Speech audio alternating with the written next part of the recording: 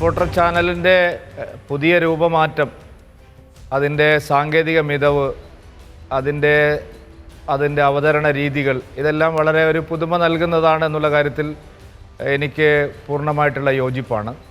13 വർഷമായി മലയാള ദൃശ്യമാധ്യമ രംഗത്തുണ്ടെങ്കിലും കഴിഞ്ഞ ഒരു വർഷം റിപ്പോർട്ടറിനെ സംബന്ധിച്ച് വലിയ മാറ്റങ്ങൾ ഉണ്ടായിട്ടുണ്ട് എന്നുള്ള സാഹചര്യം എല്ലാവരും സമ്മതിക്കുന്നതാണ്.